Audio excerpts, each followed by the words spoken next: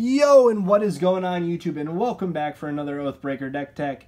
If you guys are interested in the Oathbreaker format, make sure to hit that like button and subscribe if you are new to the channel. But guys, let's go ahead and jump right on into the video. Now you can see my Oathbreaker of choice is Nahiri, the Lithomancer, paired with her signature spell of Steel Shaper's Gift.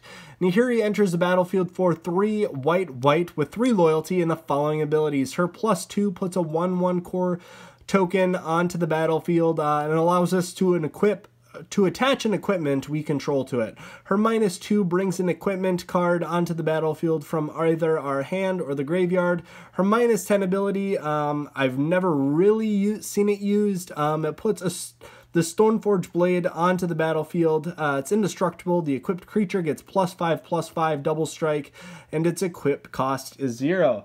Now, her signature spell, Steel Shaper's Gift, really just acts as a tutor for the equipment in our library. Really, we're just going to be digging for particular cards, especially depending on the playgroup that we're in. Different cards have different functionalities. Now, guys, this is going to be an equipment-based deck. So we're going to see all of the likely suspects, and the first package is a personal favorite of mine, and that is going to be the swords. So each of the swords gives the equipped creature +2/+2 as well as protection from 2 colors. For example, the Sword of War and Peace is pro red and white, Sword of Feast or Famine is pro black and green. Now each of these swords also has the abilities for dealing combat damage, so even more value. An example would be Sword of Light and Shadow gives us 3 life. We return a creature from our graveyard to our hand, whereas Sword of Body and Mind gives us a creature from our graveyard to our hand, and the opponent player mills the top 10 cards of their library. So you can see where tutoring up particular swords is extremely valuable in this deck, especially if you are playing in a meta of all red-blue players, etc. You know, you can find those swords that really lets you pull ahead. Now, in addition to the sword package, we're also running Umezawa Jite.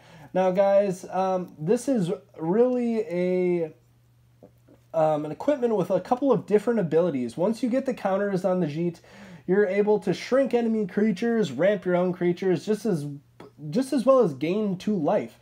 Now, another equipment that you want to get in early is Swiftfoot Boots. Now, guys, we bring this in, we search up the swords, we attach the Swiftfoot Boots, and now we are off to the races. This is just really fast. It gives our creatures haste. You could also replace it with Lightning Greaves. It's just a really good early aggressive option. Now, we're not just running the swords, we're also running a few other equipments, but of course we're running a pretty large suite that offers things like Argentum Armor, Hammer of Nazan, Loxodon Warhammer, Batter Skull.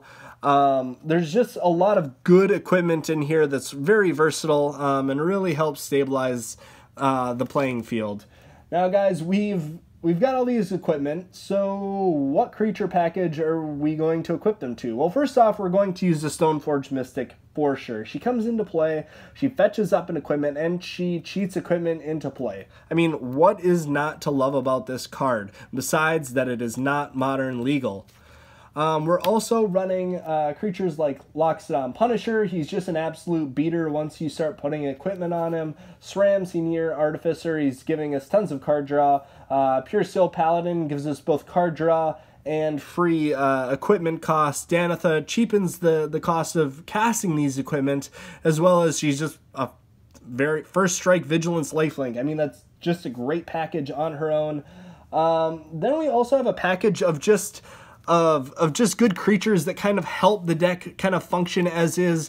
The Etched Champion, I mean, once he has protection from all colors, he's just such a good card. But we're also running just kind of a suite of cheap cost artifact dummies. They're just going to come in and really help us accelerate into those early turns. Plus, they just add for a little bit of protection. The Extraplanar Lens just lets our planes tap for 2 mana, as well as it's an artifact. Absolute great card. I would highly recommend picking one of these up if you don't have one already. We're running Sigarda's Aid to allow us to cast our equipment as though they had flash and equip them at that same speed. Path to Exile for a little bit of removal, same as Crush Contraband, and Apostle's Blessing really just gives us a little bit of additional protection. Now that's going to be it for this Oathbreaker Deck Tech, guys. Now, if you have any videos you'd like to see in the future, make sure to leave a comment down below and I'll make my way through them. But as always, guys, make sure to hit that like button and subscribe to the channel, because what else are you going to do? I'll catch you guys later.